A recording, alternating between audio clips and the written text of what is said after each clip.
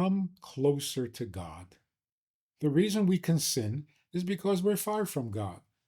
We can forget about him. We can ignore him. We can be indifferent. Coming closer means, well, if you're close, you're not going to sin. How do you get closer? Without becoming artificially spiritual. 5 suggestions. Suggestion number 1. The way to get closer to God is by being simple. Cut out the sophistication. Go for the simple. What are the simple truths? How to justify it, how to explain it, how to rationalize it, how to be intellectual about it, that's fine. But don't forget the simple fact. The ability to just be simple gets you much closer to the truth. A very common argument. Can you prove that God exists? Can you prove that God gave the Torah? Can you prove that the Torah is the Word of God? Yeah. But what if I couldn't? If I can't prove that God exists, does he not exist? Isn't it obvious and logical? God can exist even if I can't prove it.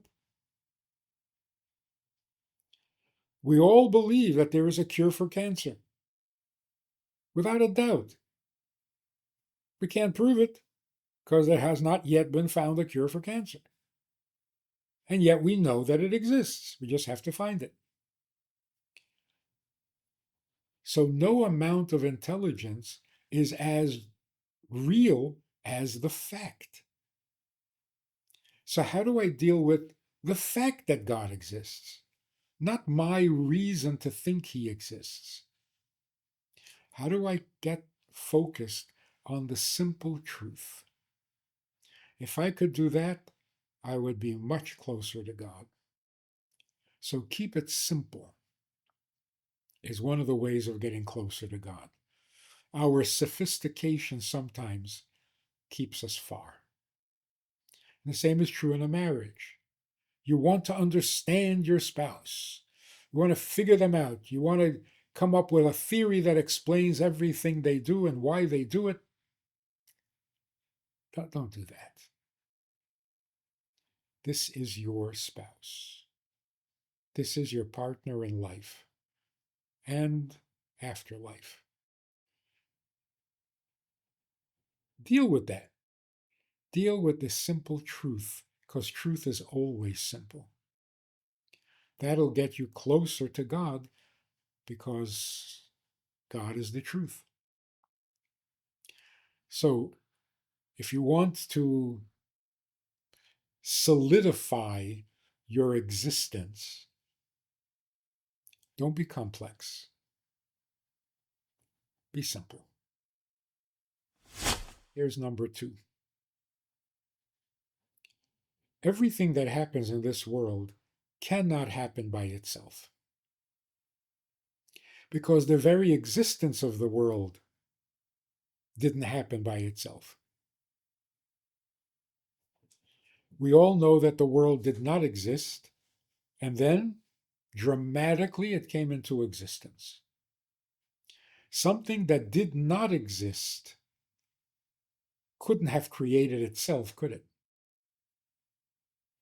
Because what doesn't exist isn't very talented. So some force greater than the existence caused it to exist. Everything that happens is caused because by itself it does not exist.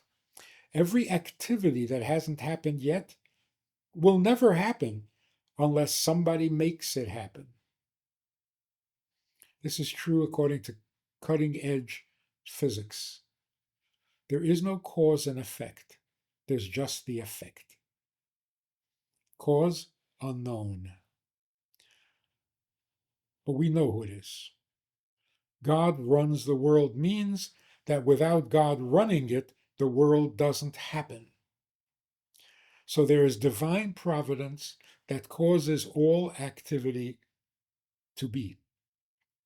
A blade of grass does not grow without God making it grow, because without God, it won't exist, much less grow. Now, we've had enough experiences in life that remind us that there is a rhyme and a reason to what happens in the world. The other day, there was a guy driving his car and he had a heart attack. He lost control of the car and crashed into the window of an office of a cardiologist who had been sitting at his desk and would have been killed, except that he went out for a moment to the other part of the building. He came in, saved the man's life, gave him CPR, and did what a cardiologist does for a heart attack victim. Yeah, you can say it's a coincidence. It makes more sense to say there's a rhyme and reason. And we've had enough experiences in our own lives to know that that's the case. When we focus on the fact that God is running the world presently, He didn't create it 6,000 years ago and put it on automatic pilot. He's running the world constantly. That brings us a lot closer to God, brings God a lot closer to us. That can change you and create the tshuva that we're supposed to experience on Yom Kippur. Getting closer to God means repenting, doing tshuva. It means becoming sensitized to God's wishes and commands. How do we do this? Real, not some fake religiosity. Here's the third suggestion. Sometimes thinking about God does not move us. Too abstract, unavailable, seemingly, right? But if we focus on our people, the Jewish nation, the chosen people, the people who have been there throughout history, in the headlines throughout history. Most of the time, we're in the news because we're suffering and we're being victimized and so on. Once in a while, we're in the news because we did something magnificent, miraculous. But we've been in the news forever. Somebody once asked me, so why is it that the Jews suffer so much? I didn't like the question. I didn't know where it was going. I said, what, you think Jews suffer more than anybody else? He says, yes, throughout all of history, you've always suffered. I said, oh, throughout history, we've always been there. Well, yeah, if you're around all the time, you get to suffer a lot, but you also get to live a lot. So the Romans didn't suffer much, they just became extinct. We don't suffer more, we've just suffered longer. So we've always been there. There's something unique about our people. Everybody knows that. Everybody agrees to that. Some people hate the fact that we're different. Some people adore the fact that we're different. And some people just can't figure it out. But when we focus on being a member of the Jewish people, that can bring you closer to God. Because we are a godly people. We exist almost exclusively to fulfill our mission. That's what motivates Judaism. Other religions are motivated by the reward of a promise, of a blessing, of salvation, of enlightenment, of pleasures in heaven that they don't have on earth. Judaism is motivated by, what does God need from me?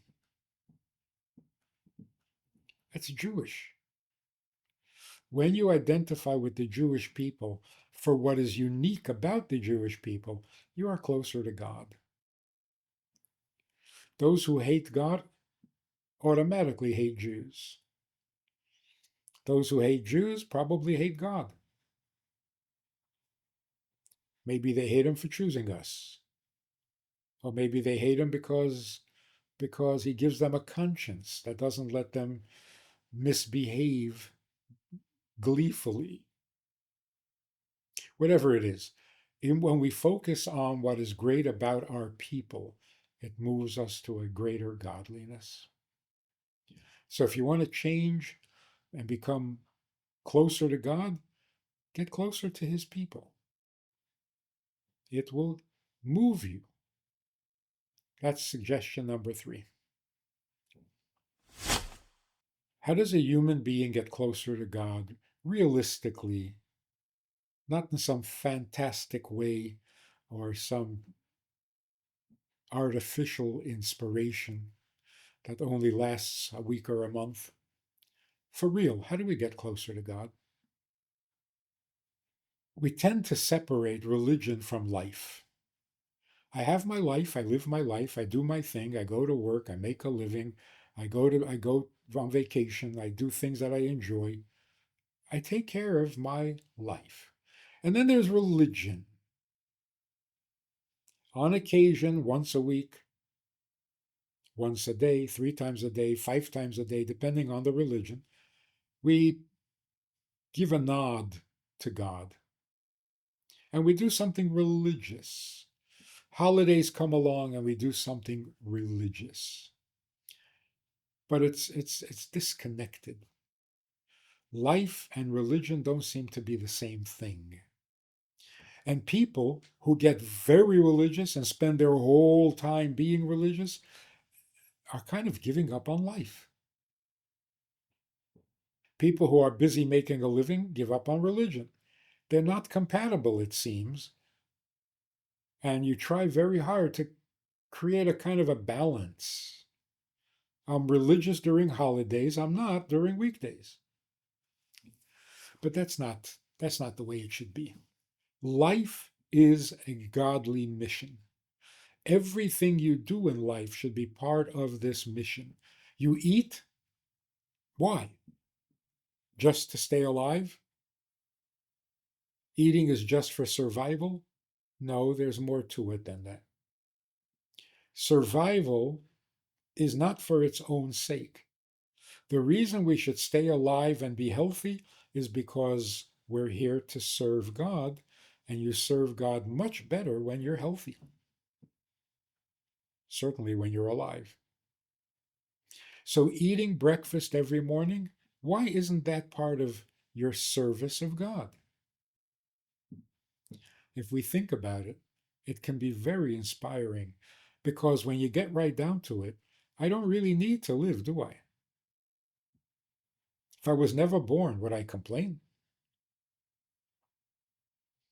If the world ended tomorrow, just ended, no more world, nothing, everything gone, would it be a tragedy? To whom?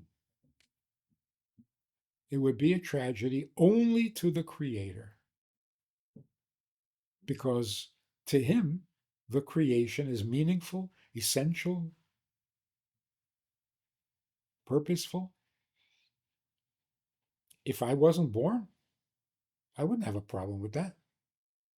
So, do I need to live? And in order to live, I need to eat. And in order to eat, I need to make a living. And in order to make a living, I need to go to school. And in order to go to school, I have to have a bus that all of this just so that I don't die? That's an overreaction. When I stop and think about it, every mundane, seemingly mundane, personal, selfish activity is not for myself. It's not. I don't need it for myself. If God didn't create me with a purpose, I wouldn't exist and I would be perfectly content. Not having a lot of fun, but not doing much of anything. So let's rethink. What is my life? Know God in all your ways. Everything you do is about Him. There is no personal human activity that isn't directly about Him, because life itself is not human. So when a person said, "You eat breakfast?" Well, of course I ate breakfast. I'm a human being. No, you ate breakfast because you're on a mission. When the army feeds their soldiers, it's not personal, it's all part of the mission. That can change you, liberate you from your habits, from the pettiness of life, and infuse every activity with divine meaning. Yeah, that will change you. How do we get closer to God? For real, sincerely, organically. There are 5 ways, 5 suggestions. Here's the fifth. We live a life full of schemes. Life seems to be just one great scheme. If I do this, I'll get that. And if I get that, then I'll be able to do the other. And if I can do the other, what that leads to is competition. We're all scheming. We're all trying to get to the top of the heap. And we're competing with each other. We're all a threat to each other. If you succeed, it's my failure. If I succeed, you fail. It's a nasty, nasty existence. Rat race, dog eat dog. So there's jealousy, there's competition. It will inevitably lead to some violence. Is this a life? Now, during COVID, people didn't go to work. And at first, they were very worried about that. What am I going to do? I can't go to work. And then they realized, not going to work is so much healthier. The work environment is so vile. It's so stressful. What kind of life is this? So this scheming, this ambition, this drive to succeed, it's killing us. The solution is be sincere. Stop trying to prove yourself. Just be yourself. What is this need to prove yourself? What is this need to get to the head of the class? Why? Why do you have to outdo everybody in your circle of family, friends, and neighbors? Where is simple contentment? Why are we not comfortable being ourselves? Why do we have to go for years of therapy just to find out who we really are? Who are you really? Take away the scheming, and there you are. Simplicity. Simplify your life. It'll lead you to God. When things are reduced to their basic, simple facts, you're closer to God. That's why there are no atheists in foxholes. What is it about a foxhole? It scares you? No. The foxhole means you're sober. No more schemes. No more trying to outdo and prove yourself superior. Now you're down to the basics. I either live or die.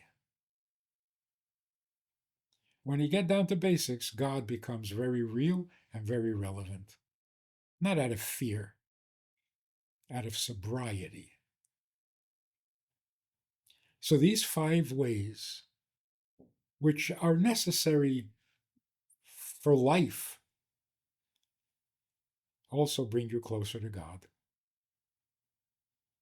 That's how we use Yom Kippur.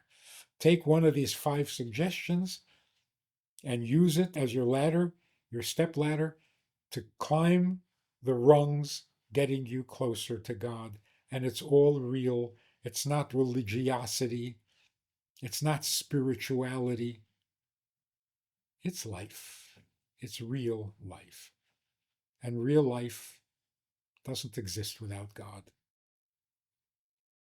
If you enjoyed this conversation or this topic, and you're looking for more information, or you want to hear it again from another angle, there is a way to do that.